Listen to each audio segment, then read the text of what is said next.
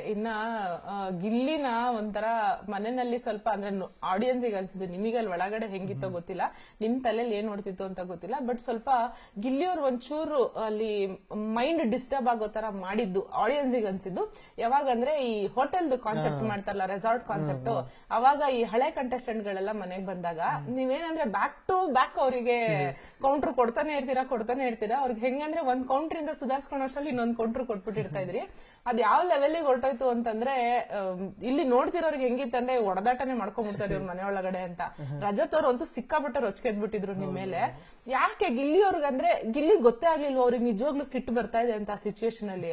ಅದು ಏನಾಗೋಯ್ತು ಅಂದ್ರೆ ಮೇಡಮ್, ಈಗ ರೆಸಾರ್ಟ್ ಟಾಸ್ಕ್ ಅಂತ ಬಂದಾಗ ಅವ್ರೇನು ಹಿಂಗೆ ಬಂದಿರೋರು, ಹೋಟ್ಲಿಗೆ ಬಂದಿರೋರು ಅವರು ಕೋಪ ಮಾಡ್ಕೋಬೇಕು, ನಾವು ಏನು ಕೋಪ ಮಾಡ್ಕೋದೇನೆ ಸರ್ವ್ ಮಾಡ್ಬೇಕು ಅಂತ ಇದ್ದಿದ್ದು. ಈಗ ಕಾನ್ಸೆಪ್ಟ್ ಇರೋದ್ರಿಂದ ಅವರು ಕೋಪ ಮಾಡ್ಕೊಂತಿರೋದು ಕಾನ್ಸೆಪ್ಟ್, ಅದು ಕೋಪ ಮಾಡ್ಕೊಳ್ಳೋದು ಅಂದ್ರೆ ಏನಾರ ತಪ್ಪಾದ್ರೆ ಕೋಪ ಮಾಡ್ಕೊಳ್ಳೋದು, ಅಂದ್ರೆ ಹಿಂಗ್ ಬಾ ಹಂಗ್ ಬಾ ಹಂಗೆ ಹೋಟ್ಲಿಗೆ ಬಂದಿರೋ ಗೆಸ್ಟ್ಗಳು ಇರ್ತಾರಲ್ಲ, ಅದನ್ನ ಮೇಂಟೈನ್ ಮಾಡ್ಬೇಕು ಅನ್ನೋದು ಅವ್ರದ್ದು. ನಾವು ತಂದು ಸರ್ವ್ ಮಾಡೋದು, ಅಡುಗೆ ಮಾಡೋದು ಇದು ನಮ್ದು ಅಂತ. ನನ್ಗೆ ಏನ್ ಕಾಣಿಸ್ತಿತ್ತು ಅಂದ್ರೆ ಅವರು ಕ್ಯಾರೆಕ್ಟರ್ ಅವರೇ ಅದ್ಕಂಗ್ ಆಡ್ತವ್ರೆ, ಕ್ಯಾರೆಕ್ಟರ್ ಅವರೇ ಅದ್ಕಂಗ್ ಆಡ್ತವ್ರೆ ಅಂತ ಅನಿಸ್ತಿತ್ತು. ಅದಕ್ಕೆ ನಾನು ಜಾಸ್ತಿ ಮಾಡ್ತಾ ಇದ್ದೆ. ಓಕೆ, ಇನ್ನ ರಜತ್ ಅವರು ನಾಮಿನೇಷನ್ ಮಾಡುವಾಗ ನಿಮಗೆ ಹೇಳ್ತಾರೆ ಗಿಲ್ಲಿ ಆತರ ಏನಾದ್ರು ಆಡಿದ್ರೆ ನಾನೇ ತಲೆ ಮೇಲೆ ಕೊಟ್ಟು ಬುದ್ಧಿ ಹೇಳ್ತೀನಿ ಅವನಿಗೆ ಅಂತ. ಬಟ್ ಫ್ರಾಕ್ಷನ್ ಆಫ್ ಸೆಕೆಂಡ್ ಅಲ್ಲಿ ನೀವು ಅದೇ ರೀಸನ್ ತಗೊಂಡು ರಜತ್ ನ ನಾಮಿನೇಷನ್ ಮಾಡ್ತೀರಿ.